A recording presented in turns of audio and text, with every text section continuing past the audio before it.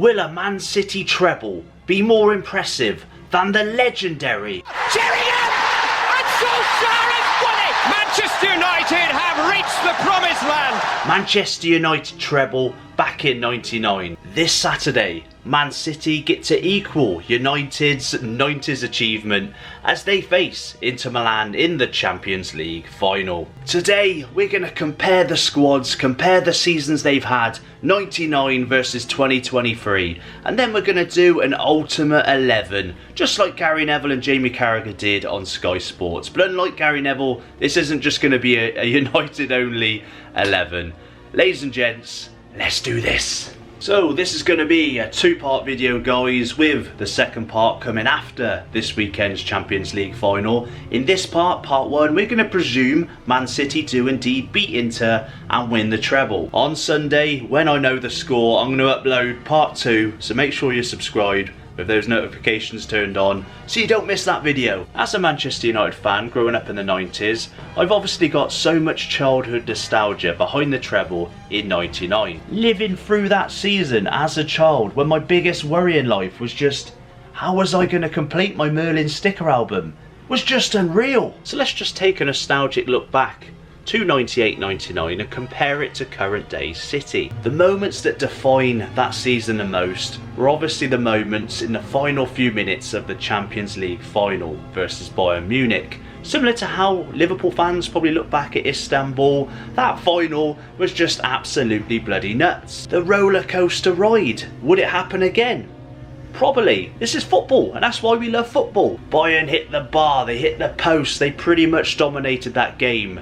But those final few minutes were all that mattered. United won the Champions League. The FA Cup final that year was pretty routine, similar to the recent City versus United game. The bookie's favourite won. But that semi-final replay at Villa Park against Arsenal was insane. It had everything. A red card, a missed penalty, that Ryan Giggs goal, and that hairy chest. And in comparison, Man City beat Sheffield United 3-0 in theirs. United beat Chelsea in the quarter-finals. Before that they beat Fulham, and before that they beat Liverpool. And in comparison, as I look at my notes, City beat Burnley in the quarter-finals. Before that they beat Bristol City, and before that they beat Arsenal. Before that they beat Chelsea as well. For that reason, I'm kind of saying the FA Cup runs between United in 99 and Man City in 23 are pretty much on par. United edge it for entertainment and City edge it for dominance. We'll get back onto the Champions League, of course, but onto the Premier League momentarily. Both in 99 and 2023, Arsenal were the biggest rivals for the title. In 99, it was very possible that Arsenal could do a second double in a row. They pushed United to the final game of the season, and in typical Man United style, during that time, they didn't make it easy for themselves. They went 1-0 down at home versus Spurs.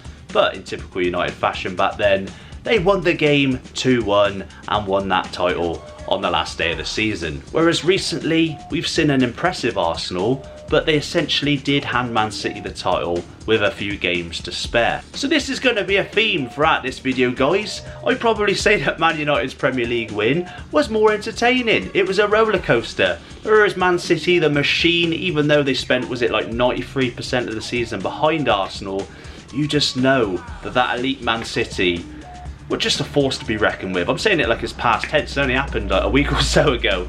Man City win this for dominance, Man United again for entertainment. Before we start comparing the lead-ups to the Champions League final, we need to make note that obviously we're comparing two completely different eras. Football's changed in so many different ways, so with that said, drop us a comment below, let us know what you think. Which have you been more impressed by? I know we're going to get a vast range of opinions purely by age. Obviously, I'm looking back with rose-tinted glasses, not only because I'm a United fan, but because I was a child at the time and I lived through the 99 treble.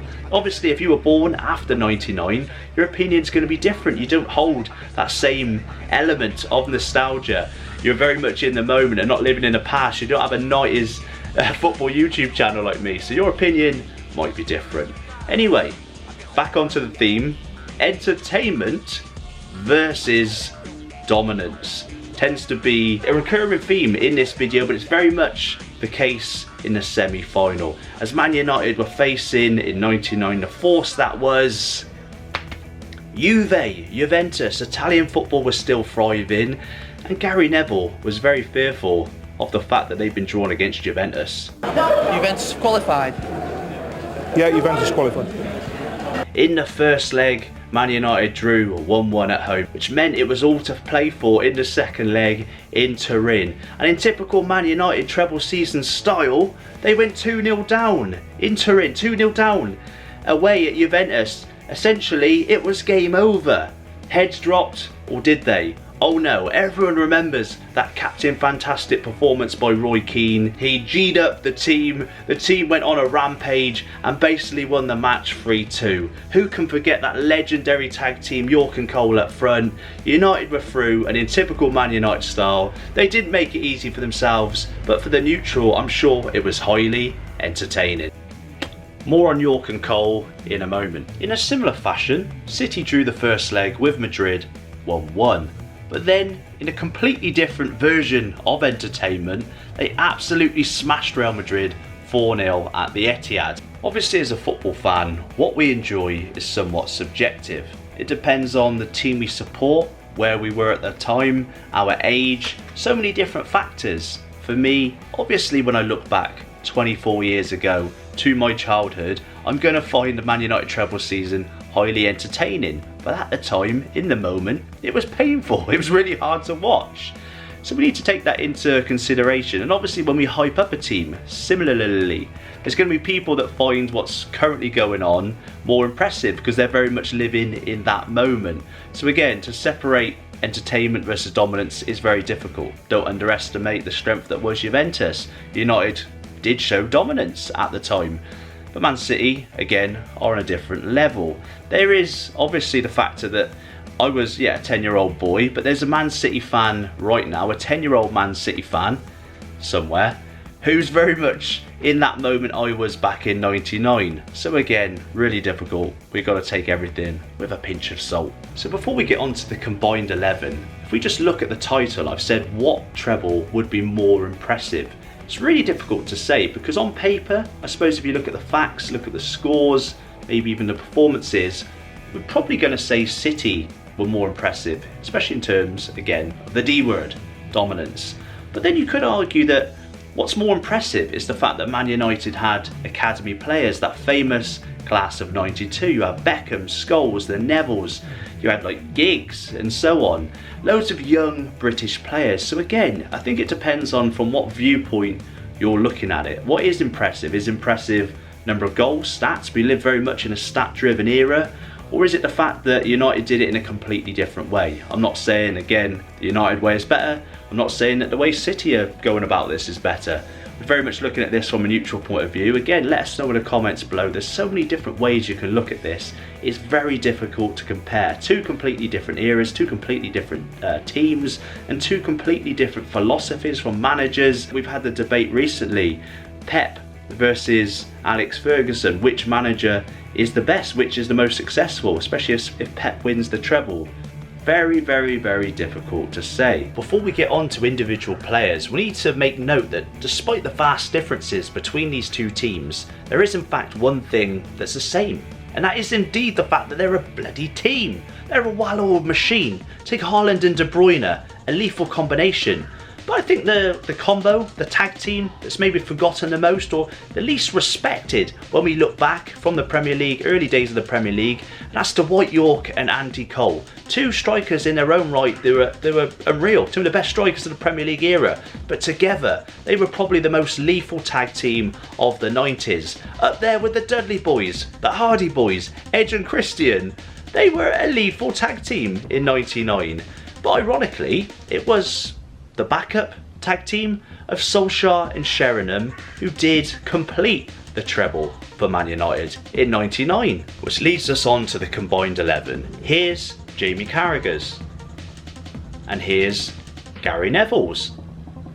Now, Gary Neville's reasoning I understand. At this moment in time, City haven't won the treble, United did, so I understand why he put United-only players. At the moment, let's just presume City do win the treble. And just because this is a 90s YouTube channel, guys, I'm going to do things a little bit differently. Everyone does combined 11s and how they would get on in the current day, the current era. No, we're a 90s football YouTube channel. We're going to go back in time. We're going to do a combined 11 if they were to play in 99. It's more fun, it's a little bit different. So in true Mike Bassett style, I'm going to be doing 4-4-2. England will be playing 4-4-2. Right, so at this moment I've done my ultimate 11, and I think the 4-4-2 has kind of bit me in the bum a little bit, but we'll get onto that in a moment. Starting with the goalkeeper, I've gone with Schmeichel. Seem to have many a 90s Man United Schmeichel shirt. I've gone with Schmeichel not because I'm a biased Man United fan, guys. Let's just face the facts. It's 1999. We don't need so much of an all-round goalkeeper. Ederson is obviously phenomenal. He's a lot better probably with his feet. He can do a lot more in the modern game. Back in 99, you just needed a big, imposing shot stopper. Not only that, Schmeichel was essentially, I think, was he vice captain? He was like very much a captain style figure around that time. Was he captain during the final? I've completely forgotten. Terrible of me. But he's a big imposing figure that's going to keep his team in line. And that kind of shouty mentality was a lot more prevalent in the 90s. Probably a lot more beneficial than it would be today. But again, you can disagree with me. This isn't a fact. I've gone with Schmeichel as my number one. As a right back, not because Gary Neville ruffles some feathers as a pundit, but I've gone with Kyle Walker. Much to Mika Richards' dismay, I'm sure he would have put himself over Gary Neville because he does think he's a better right back.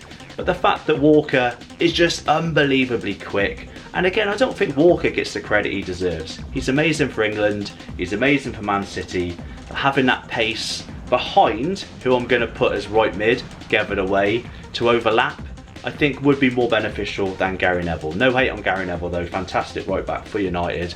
My centre back pairing, I'm going to go with Yapstam and Diaz. Reason being, I think Ronnie Johnson, a great centre back for United. We had like David May as a backup and stuff, but none of them quite compare, I don't think, to Diaz. I could have gone with Stones after the season he's had, but again, we're not playing this like hybrid a central defensive midfielder role. This is 99. We're going with a flat back four. I say flat back four, but my wing backs are going to be bombing forward. Speaking of which, I couldn't really put Akanji over arguably the most underrated Man United player of all time, or maybe even the most underrated left back of all time, unless you're Roy Keane. I'll go in for Dennis Irwin. Just look back at some of Dennis Irwin's goals, his runs. I particularly remember the Cantona little chip over the defence, and then it hit like Irwin on the chest and he batted it away. Overlapping runs all the time. Dennis Irwin, fantastic left back, and I don't think he gets the credit he deserves. So far we've got Schmeichel, we've got Walker and Irwin as our fullbacks, and then we've got Stam and Diaz as centre backs. So quite balanced, quite fair. Onto the midfield, I've kind of hinted already, I'm going with Bex as my right midfielder. You know I'm going to pick Haaland as a striker. I've had to go with Beckham. Those crosses, just imagine those crosses with Haaland in the box. Beckham's crossing, flying into the box with big tall Haaland in the box. It would just be a lethal combo. I mean, who are you going to put there instead? I know we've got like Bernardo Silva. City have got some fantastic players. I think Grealish plays on the other side. You've got Mahrez, you've got Foden. Bex, not just because he's an icon of English football and he's incredibly famous. Again, I don't think he gets the credit he deserves from a footballing point of view. Those crosses, those free kicks contributed so much to Man United winning the treble that season, and I think the fact that we're doing this in 99 and the fact that we've got Kyle Walker behind him for a bit of pace, I've gone with David Beckham as my right mid. Over on the left, I've got to go with Giggs. I mean, I'm baffled by Jamie Carragher picking Grealish. I know he's gone for current form during that season, but if Giggs didn't do that dart and run versus Arsenal in the semi-final of the FA Cup, Man United don't do the treble. So Giggs, massive contributor to the United treble and just to Man United throughout that era and beyond. I mean, I just can't pick Grealish over Giggs. It's not happening. Now, it was around this time where I started to regret doing a stubborn 4-4-2 like Mike Bassett. I've put in there for the fact that it's 99, and don't worry, this isn't heading the way of Gary Neville's team. I've had to put in there Roy Keane. Not just because of that captain performance versus Juventus and the fact that he didn't even play in the Champions League final because of that suspension. Don't let the fact that he wasn't in the final sway the fact that he shouldn't be in this ultimate team. He very much had influence over the team, especially for United throughout the 99 season. But the fact that it's in 99 and we don't have VAR is very much a factor in why I'm putting him in this team. I've got Keane as the holding midfielder. If we were to do this team right now, and if the players could play right now like most people do, I'd probably have to go with Rodri, because of the nature of the fact that the game's changed, and Roy Keane probably, in theory, shouldn't be in a team with Haaland, considering what he did to his dad. But yeah, there we go. So I'm going with Roy Keane in the middle. I've put with Kevin De Bruyne over Paul Scholes, over Gundogan. Really difficult. I've put Keane and De Bruyne as the two central midfielders. So we've got the midfield of Beckham, Keane, De Bruyne and Giggs. Now, we've mentioned up front, one of the strikers is obviously Haaland. Don't even really need to say why. He could probably play in any era. He's just like a cyborg. He's just like a freak of nature. Probably really suit United's football, if anything. But then, trying to find a partner for Haaland is very, very difficult. Now, I'm going to sound a little bit hypocritical because I've mentioned York and Scholes being a lethal combo. But I think individually, it's hard to work out who would do well with Haaland. I think Cole, the goal, is almost like your Haaland mould. He's like your up top, your number 9. You kind of need a good support act. Now, I could put York with Haaland. We could, play a player slightly out of position from Man City with Haaland. I was thinking, do I push De Bruyne further forward and we keep that combo intact? Do I put, Paul Scholes was originally a forward. Do I put Scholes behind him? Really, really difficult. I could even put Sheringham. He plays that number 10 role. So I completely kind of scrapped the 4-4-2. It is a 4-4-2, but what I'm going to do, I'm going to stick De Bruyne a little bit further up, and put Scholes there, or I'm going to put Scholes behind Haaland and keep De Bruyne back. So essentially, what it becomes is a 4-3-3, with Haaland up top and either De Bruyne and Scholes behind him. You could do 4-4-2, you could keep De Bruyne in the middle and Scholes behind, and vice versa. But for me, I can't leave Scholes or De Bruyne out. It would just be criminal. If I was to swap Scholes, it would have to be Gundogan. I'm having second thoughts now. I've put Scholes, but how can I not put Gundogan? He almost scored a hat-trick against United in the FA Cup final. He scored 2, one was disallowed for offside. And then what happens if Gundogan captains City to the treble? I'm going to have to scrap this. Right, Beckham, Keane, Gundogan and Giggs is my midfield. And I'm going to put Haaland up top with De Bruyne behind him. A rather modern take on the 4-4-2. But that's my team, guys. Let me know if you agree. You're obviously going to disagree. Everyone's got a different opinion. Let me know in the comments below. It's good fun. I've really enjoyed this video, guys. And as I make my way through Rise 90s Nostalgia, as I call it, we did a tour of my shed gym, which is very much influenced by 90s football.